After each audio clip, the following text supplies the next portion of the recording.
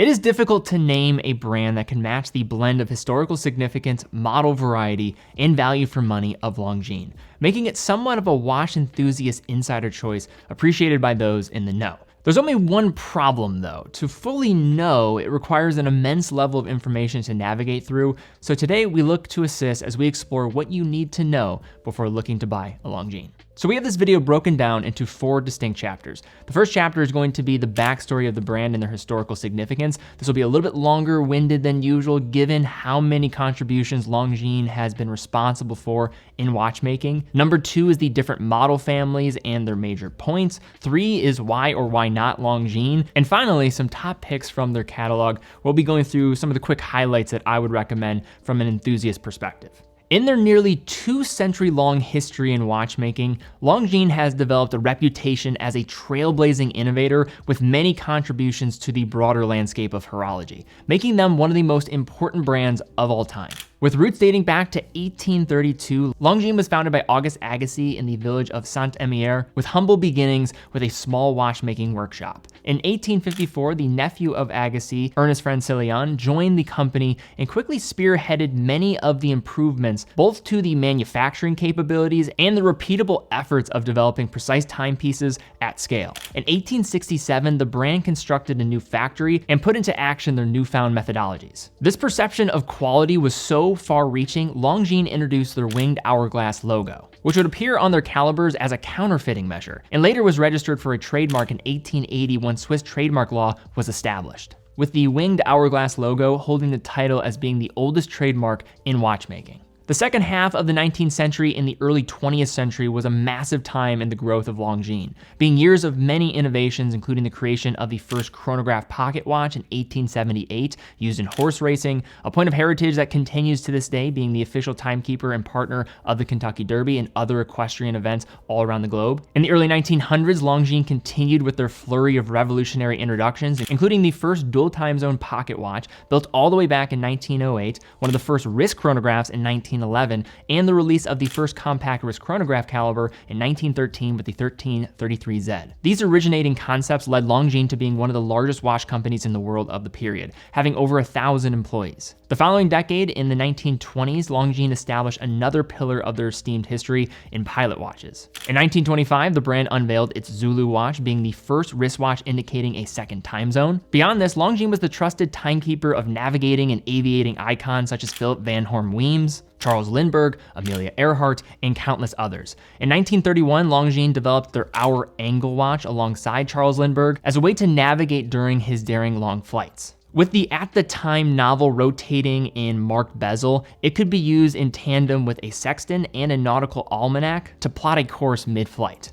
The coming decades of the 30s, 40s, and 60s didn't show any slowing of the pace for the brand. During this time, Longines created the first serial-produced flyback chronograph wristwatch with their caliber 13ZN. They were also one of the famous producers of military watches for the Allied forces during World War II. The releases of the Conquest and the Flagship collections were massive for their widespread commercial popularity. The Legend Diver of 1959 was one of the most celebrated dive watches ever with its compressor case, and their pursuits in chronometry with the Ultrachron and quartz technology were among the most prolific in Switzerland. By the middle of the 20th century, the brand was seen as akin to other luxury leaders such as Omega and Rolex. Yet like many brands amidst the quartz crisis, Longines did fall on harder times, eventually being acquired by SSIH in 1983, which later would become known as the Swatch Group. In recent years, Longines has become one of the largest brands again out of Switzerland, consistently being in the top 10 in sales annually, while claiming one of the most varied product lines in the entire industry. But Longines is no mass market monolith. Among the broader offerings, you'll find a host of models that are true insider's picks for the enthusiast. Simply put, few other brands have leveraged the economics of scale better than Longines, and being under the Swatch Group certainly has its perks. From the access to a huge range of proprietary movements with the parts being supplied by ETA, but the assembly and testing process being done at their HQ. More than almost any other Swiss brand, you'll find a level of fit and finish that can't be touched at the asking price. So with the backstory out of the way, let's move over to looking at their broad catalog. And it can be a little intimidating when you first look to try to break this down. But to simplify this, you have two primary pillars where all of their watches will fall under. The one collection is the sport category and the other the classic category. And then from there, they'll break down further into model families underneath each of these larger umbrellas. Let's kick things off with the sports collection, where you'll find more casual Longines models built for rugged pursuits. We're talking genuinely capable dive watches, everyday watches that play as hard as they work, travel watches, and aviation theme watches too. The sport collection, I think you get the name, it speaks for itself. First up is the Conquest lineup, which can be easily defined as the go anywhere, do anything models in the Longines catalog. A big perk here is that no matter what your wrist size is, there's something that will align with your preference. From time and date quartz models just under 30 millimeters to mid-size and large automatics. The Conquest is in a chapter of transition, with the latest generation being released in 2023, showing off many updates with the case, crown, bracelet, dial, and the movement on the inside with the L888.5, serving up a healthy resistance to magnetic fields and a 72-hour power reserve, which now has a 38mm option that splits the difference between the 41 and the 34mm cases. The line even includes a 42mm mechanical chronograph that sports the automatic L898 movement and some eye-catching dials to go along with it. All of these models are purpose-built to be a daily driver, and as a bonus, most of them are going to come with 100 meters of water resistance. Next up in the line is the Hydro Conquest, a dive watch available in a wide range of sizes from 32mm quartz models to 39 and 41mm cases,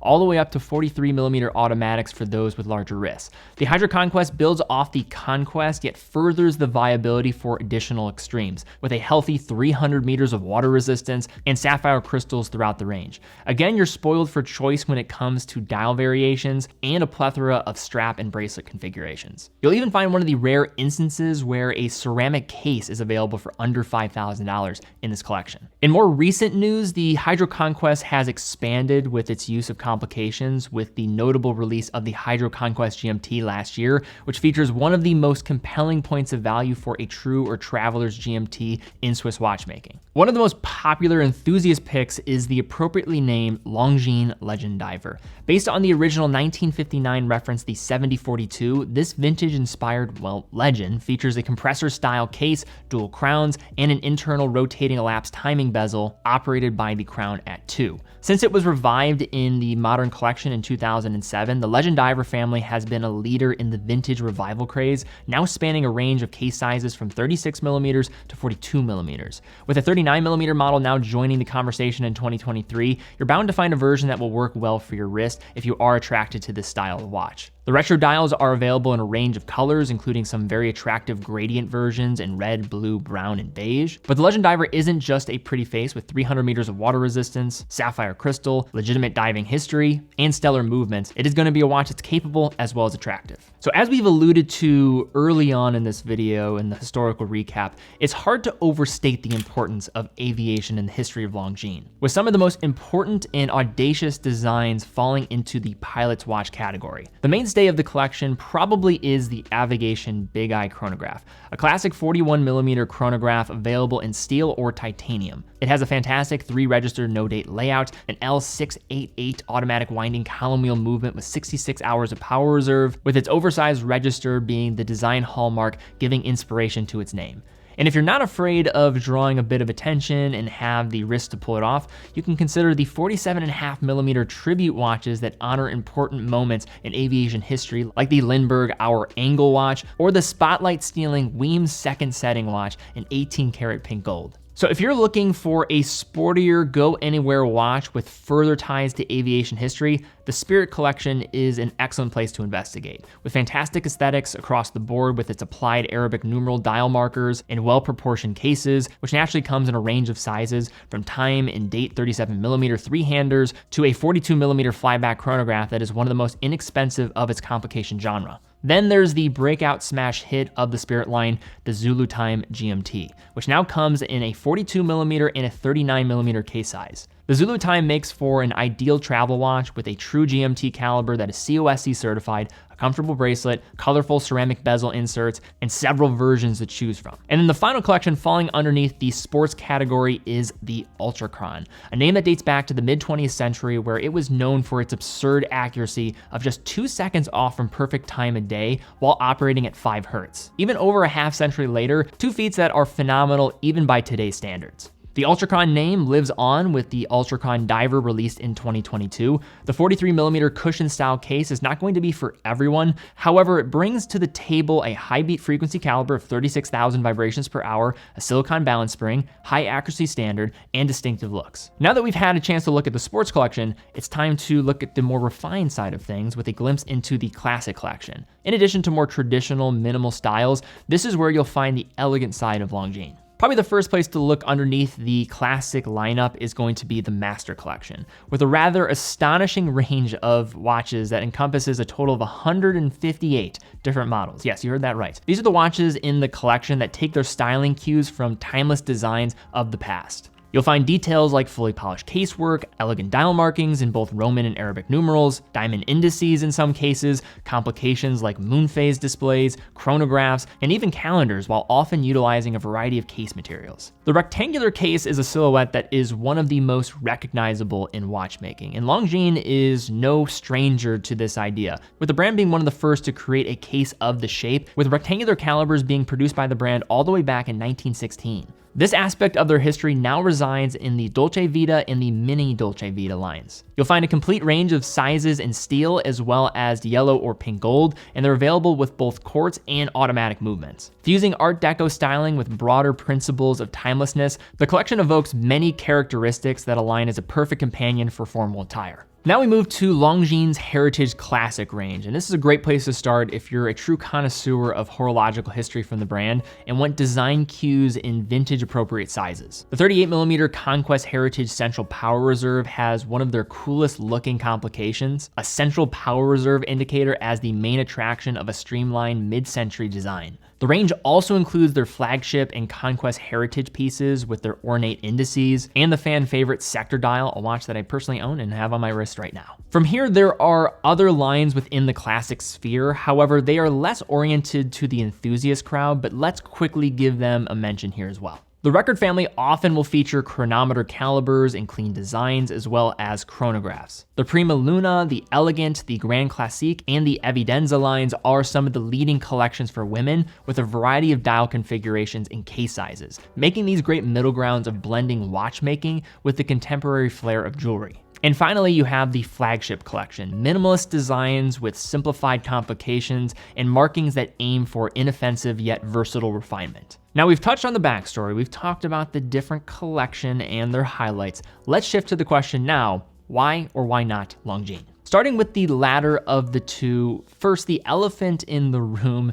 It's easy to get overwhelmed by the sheer number of models from the brand. In turn, it's going to require someone to take their time to find the perfect watch. And paralysis of choice is a real thing, and sometimes too much choice results in no choice at all. Adding to the complexity is that Longines has somewhat of a confusing method of naming their watches, with there oftentimes being contemporary and vintage-looking versions of the same name. For the next drawback is how there is a spectrum of watches within their collection. The collectability will vary based on the model family and the specific model, with there being pieces that appeal to surface-level watch buyers walking into large department stores, as well as the popular connoisseur choices that resonate with the die-hard enthusiasts. The name Longines is strong globally, so brand equity is here. However, there is a gradual spectrum of collectability.